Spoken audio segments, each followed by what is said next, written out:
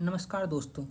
आज हम लोग एक बहुत ही इम्पोर्टेंट टॉपिक पे डिस्कशन करने वाले हैं जिसका नाम है इन्वेस्टमेंट इकोसिस्टम इन इंडिया।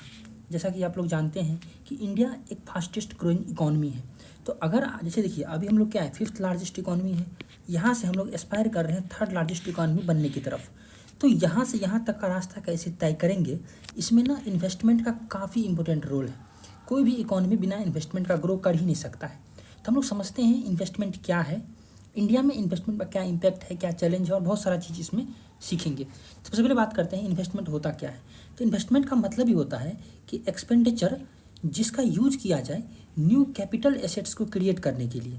तो सबसे पहला बात ये कि न्यू कैपिटल एसेट्स होता क्या है। जैसे में देखिए, अगर मान लीजिए ये इंडिया का इकॉनमी है, इसमें क्या होगा, बाहर का कंपनी अपना पैसा लगाएगा, दिस इज इन्वेस्टमेंट। जिससे क्या होगा, यहाँ नया नया इंफ्रास्ट्रक्चर बनेगा, बिल्डिंग्स बनेगा, जॉब क्रिएट्स होगा। तो वही है, ये जो कैपिटल एसेट्स है, ये कैपिटल एसेट्स क्या हो सकता है, बिल्डिंग हो सकता है, मशीन्स हो सकते हैं, रॉ मटेरियल हो सकते हैं, इक्विपमेंट हो सकते हैं। अब देखिए एक्सपेंडिचर जो देखिए जैसे क्या होगा कि ये जो एक्सपेंडिचर होगा, ये जिससे कारण क्या हो सकता है कि ये इकोनॉमिक प्रोडक्टिविटी बढ़ेगा, है ना। अब देखिए ये जो वेरियस इन्वेस्टमेंट है, ये अलग अलग टाइप का हो सकता है, different form of the investment. जैसे में क्या होता है, फिक्स्ड रेट इन्वेस्टमेंट होता है। इसका मतलब बॉन्ड के फॉर्म में जो इन्वेस्टमेंट आता है उसको बोलते हैं फिक्स्ड रेट इन्वेस्टमेंट। ठीक है। जैसे इस तरह से कि इंडियन गवर्नमेंट ऑफ इंडिया कोई बॉन्ड है, वो ये लेट सपोज कि ये 10 करोड़ का बॉन्ड है। ये कोई कंपनी इस तरह से ये बॉन्ड खरीदेगा, उसके बदले इंडियन इकोनॉमी में पैसा इन्वेस्ट करेगा, दिस इज द बॉन्ड।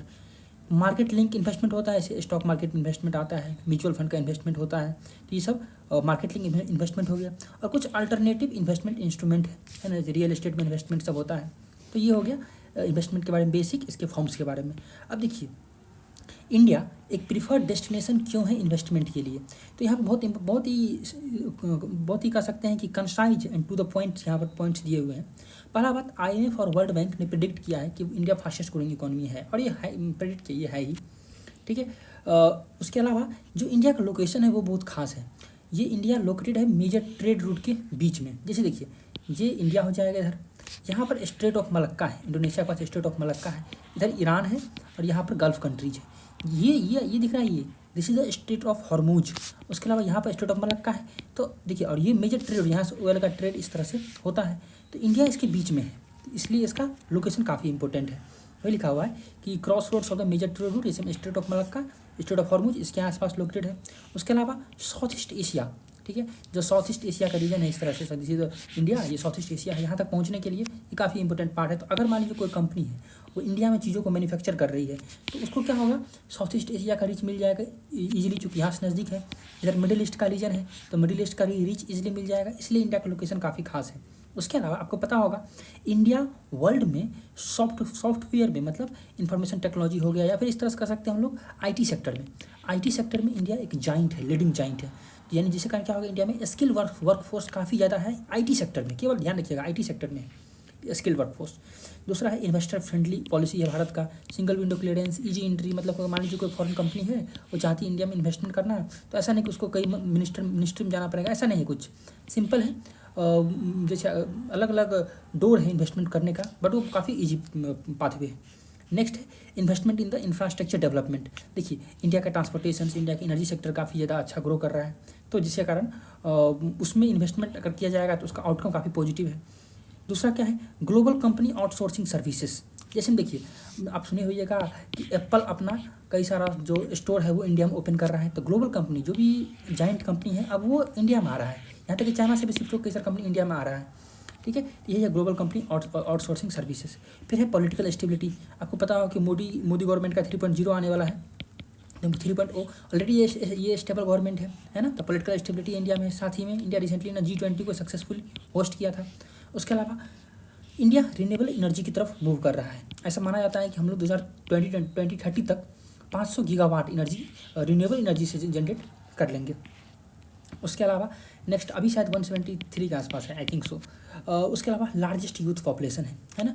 जो यूथ पॉपुलेशन क्या है, एक वर्किंग एज ग्रुप का पॉपुलेशन है, जो कि 35 ईयर्स से बिलो पॉपुलेशन, जो कि अट्रैक्ट करता है फॉर इन्वेस्टमेंट को। उसके अलावा नेचुरल रिसोर्सेज इंडिया में काफ़ी ज़्यादा है, जैसे मिनरल, छोटा नागपुर जो झारखंड का रीजन है वहाँ पर मिनरल्स काफ़ी ज़्यादा है। तो ये सब रीजन है कि इंडिया एक प्रीफर्ड डेस्टिनेशन है इन्वेस्टमेंट के लिए। फिर यहाँ बताया गया है एफर्ट टेकन टू इंडिया के द्वारा क्या क्या एफर्ट लिया गया ताकि इन्वेस्टमेंट को इंक्रीज कर सके। पहला है मैन्युफैक्चरिंग। मैन्युफैक्चरिंग क्या है, जैसे मेक इन इंडिया है ना, कि हर कोई मेक इन इंडिया, इंडिया में बनाएंगे, इंडिया के लिए बनाएंगे, मेक फॉर इंडिया, इस तरह से। तो मैन्युफैक्चरिंग सेक्टर में मेक इन इंडिया का ही इनिशिएटिव है। सिमिलरली बिजनेस को फैसिलिटेट के लिए जो ईज ऑफ डूइंग बिजनेस है इंडेक्स रिलीज़ किया, जिसमें ऑलरेडी इंडिया अच्छा परफॉर्म कर रहा है। उसके अलावा फॉरेन इन्वेस्टमेंट जो एफडीआई के फॉर्म में आता है, आपको पता होगा, ठीक है। एक एफडीआई एक पोर्टफोलियो इन्वेस्टमेंट होता है, ठीक है। यूजुअली जो एफडीआई होता है वो लॉन्ग टर्म इन्वेस्टमेंट होता है, और जो पोर्टफोलियो होता है, जो फॉरेन जाइंट होता है, वो स्टॉक मार्केट में पैसा इन्वेस्ट करता है, तो वो पोर्टफोलियो इन्वेस्टमेंट के अंतर्गत आता है, ठीक है। तो फॉरेन इन्वेस्टमेंट के लिए हमने क्या किया कि जो फेमा एक्ट है उसमें मॉडिफिकेशन किया, फॉरेन एक्सचेंज मैनेजमेंट एक्ट, ठीक है। उसके अलावा एफडीआई को हमने प्रमोट किया। देन बायलैटरल इन्वेस्टमेंट ट्रीटी है ना, जैसे मतलब आप सुने होगा रिसेंटली कि यूरोपियन यूनियन के कुछ कंट्रीज, नियरली 4-5 कंट्री के साथ इंडिया का एक पैक्ट साइन हुआ, जिसके अंदर आई थिंक $130 बिलियन के आसपास का इन्वेस्टमेंट है। नेक्स्ट उसके अलावा है गवर्नमेंट सपोर्ट करता है इन्वेस्टमेंट को, आपको पता ही होगा, है ना। इसके अलावा आपको ये भी आप शायद सुने होइएगा, जैसे देखिए वाइब्रेंट गुजरात जैसे प्रोजेक्ट हैं, वो क्या कर रहे हैं, इन्वेस्टमेंट को प्रमोट कर रहा है। बंगाल में इन्वेस्टमेंट को प्रमोट करने के लिए ये समिट होता है, एज इट इज़ यूपी में इन्वेस्टमेंट समिट होता है। तो ये सब वेरियस स्टेट गवर्नमेंट का भी इनिशिएटिव है, जिससे इन्वेस्टमेंट को प्रमोट किया जा सकता है। सिमिलरली स्टार्टअप्स कई सारा, जैसे बताया कि प्रधानमंत्री कई सारे स्टार्टअप को सपोर्ट करने के लिए गवर्नमेंट का कई सारा स्टेप्स है, लाइक बताया जाता है प्रधानमंत्री मुद्रा योजना सब है, ये सब हो गया। Then next one is that is, अगर देखिए ये इन्वेस्टमेंट अगर इंडियन इकोनॉमी में ज़्यादा होता है तो उसका इम्पैक्ट क्या होगा, है ना। Impact of investment create on developing economy like India. किसी भी डेवलपिंग कंट्री में इन्वेस्टमेंट ज़्यादा होने का क्या इम्पैक्ट होता है। पहला क्या है, इंक्रीज इकोनॉमिक एक्टिविटी, है ना। अगर इकोनॉमिक एक्टिविटी बढ़ेगा, देखिए यहीं से आप रिलेट कर सकते हैं, क्या होगा, जॉब का क्रिएशन लोगों के पास ज़्यादा होगा, ठीक है। ब्रेन स्टॉर्मिंग आप कीजिए, जॉब ज़्यादा होगा लोगों के पास, और क्या ज़्यादा होगा, भारत के पास टेक्नोलॉजी आएगा, ठीक है। और क्या ज़्यादा होगा, गवर्नमेंट को ज़्यादा टैक्स मिलेगा। जब ज़्यादा टैक्स मिलेगा तो गवर्नमेंट क्या कर सकता है, उसको जो सोशियो इकोनॉमिक डेवलपमेंट है उसमें इन्वेस्ट कर सकता है, जिससे कारण क्या होगा, लोगों का ना जो ये स्टैंडर्ड ऑफ लिविंग ये अच्छा हो जाएगा। ये सब कुछ हम लोग ये लिंक कर सकते हैं इस तरह से।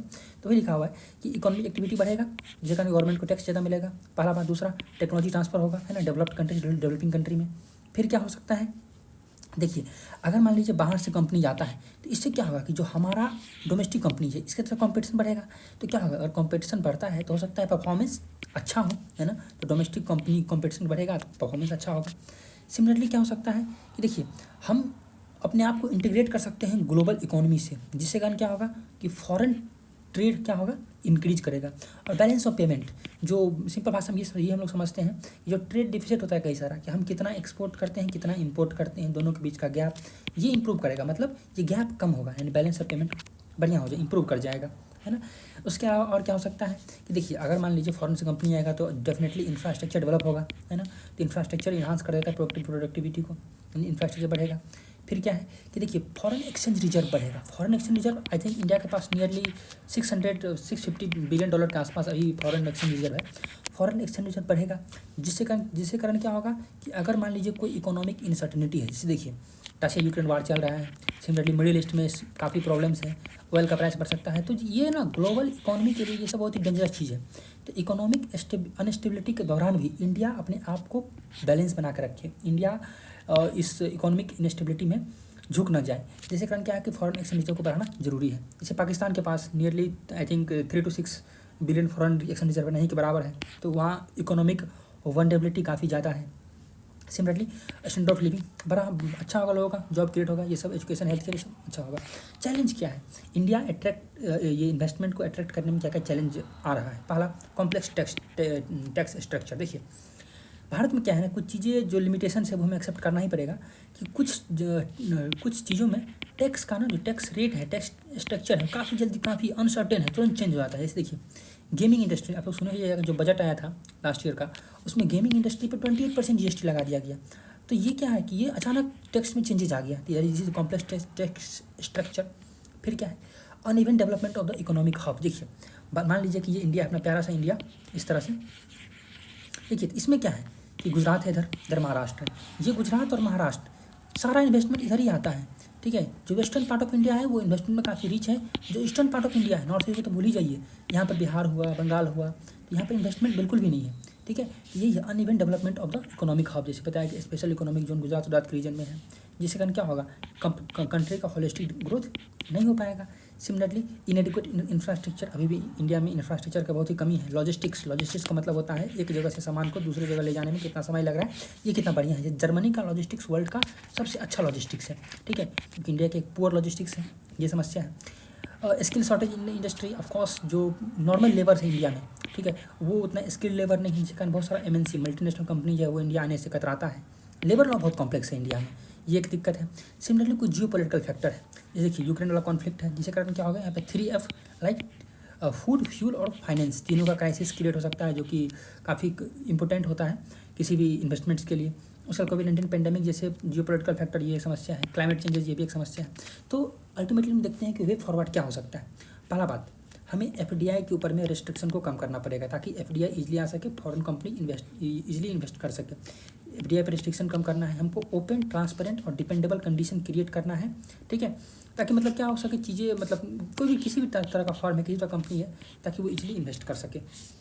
एज इट इज नेक्स्ट है इंफ्रास्ट्रक्चर को पे फोकस करना है, एनर्जी अच्छा करना है, स्किल वर्कफोर्स पे ध्यान देना है। कुछ नहीं, जो समस्या था उसी का, जो प्रॉब्लम था यहाँ पर, जो हम लोग प्रॉब्लम देखे थे उसी का सॉल्यूशन है यहाँ पर।